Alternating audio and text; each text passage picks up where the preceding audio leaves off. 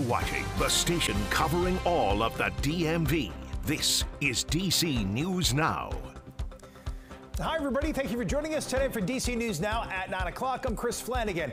All right, it is a gorgeous night out there. Let's check in now with Chief Meteorologist Janessa Webb. And Janessa, anyone lucky enough to be outside, they are just enjoying it. We've earned this one. Yeah, definitely earned this one, and super jealous that I'm not outside right now. Chris, gorgeous conditions, zero complaints weather-wise, and we're really not dealing with much for tonight. It's really going into tomorrow. I have issued a DMV first warn day. Really do not get distracted from this great weather that we're seeing currently, with high pressure still under control. Satellite composite radar seeing that high well to our west at this point. You do have a stationary front that going to kind of slide backwards, and so that'll allow our humidity to start to go up as well. Current heat index into the middle to upper 80s, and really tomorrow morning we're off to a pretty wonderful start. Really watching rain for southern Maryland, and that'll be our major concern, and that's why we've issued that DMV first warn day. Have that full forecast coming up.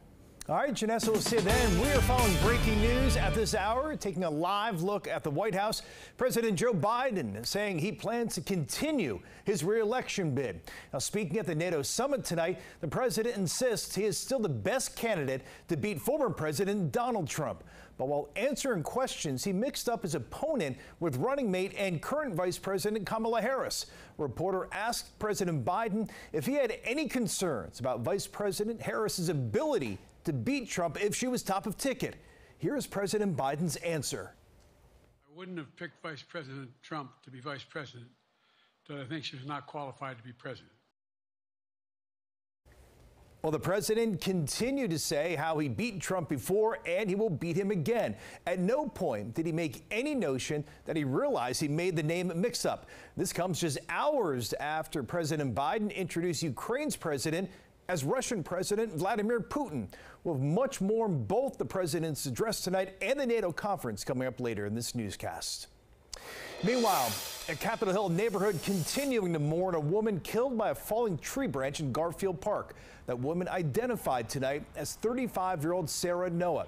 DC News Now's Daniel Hamburg joining us live at that park. And Daniel, you've been talking with neighbors who are understandably still in shock tonight.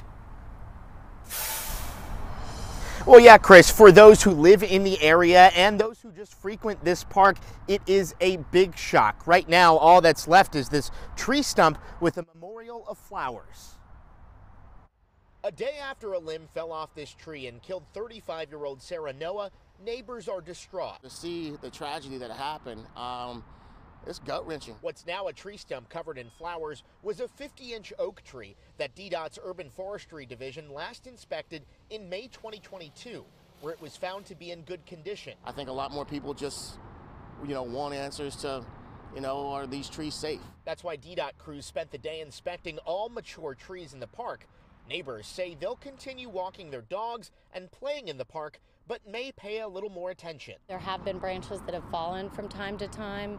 I don't, maybe be a little careful because I think something about the dry conditions may have been impacting the limbs. The cause of the limb falling is unknown, coming from an otherwise healthy oak tree about 100 years old. I mean, this could have happened to any of us. There's been so many times where I'm walking my dog and I have my headphones in and just making sure she gets her walk in before we really start our day. And DDOT encourages anybody with concerns about trees to report that to 311. DDOT's acting director, Sharon Kirschbaum, says that she extends her deepest condolences to the friends, families, and loved ones of those impacted by this tragic loss. We're live in Southeast. Daniel Hamburg, DC News Now. All right, we want to warn you right now, some viewers may find this next video disturbing. Police in Montgomery County are looking for a group involved in a shooting in Gaithersburg. You can hear the gunshots go off in surveillance video. Take a listen. That shooting happened last Friday night in an alleyway on Mayapple Court. We're told the suspected shooter opened fire during an argument. You can see it there. Police say the victim did survive. They're looking to identify both the suspect and witnesses in this video. And a warning tonight from the FBI about a surge in bank jugging cases across Maryland. Those are armed robberies that happen outside banks, typically after people withdraw money.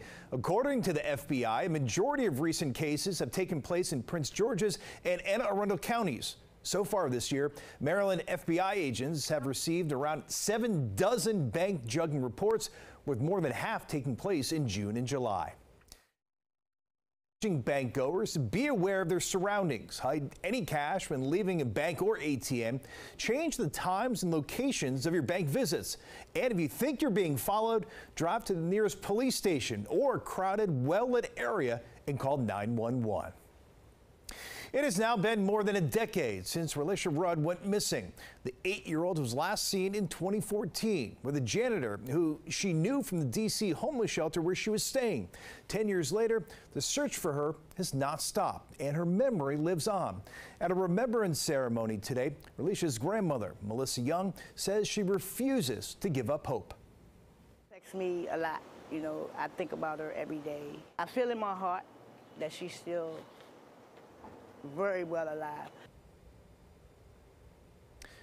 Well, the janitor would be found dead soon after Relisha's disappearance. If you have any information about Rudd's disappearance, you're urged to contact D.C. Police or the National Center for Missing and Exploited Children.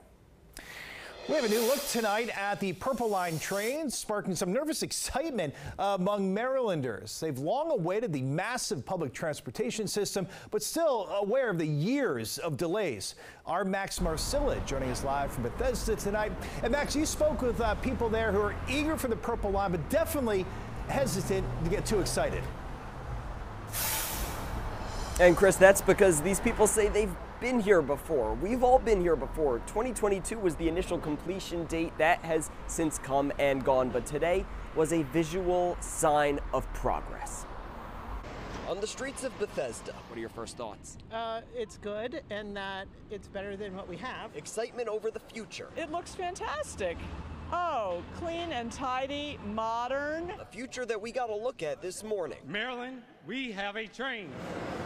These newly revealed Purple Line trains set to start hauling passengers from Bethesda to New Carrollton and everywhere in between in the winter of 2027, now in the public eye. But getting here has taken years, with money being one of the biggest challenges, and the delays it caused also on people's minds. People have been waiting for a long time for the Purple Line. Andy's Pizza in Bethesda, how can I help you? GM Shane May is among those waiting, because she says construction at the Bethesda Metro Station has impacted business. On the weekends, we're busier on the weekends. I need more people on the weekends, and sometimes they can't get to work, so it's been a little bit frustrating. But still, it's worth it, she says. DC is like the Mecca, and Maryland kind of gets left behind a little bit, so this connects Maryland in a way that we need to. High excitement, some skepticism, only partially eased by today's visual confirmation of progress. I don't want to get my hopes up too high, because it's been put off and put off and put off.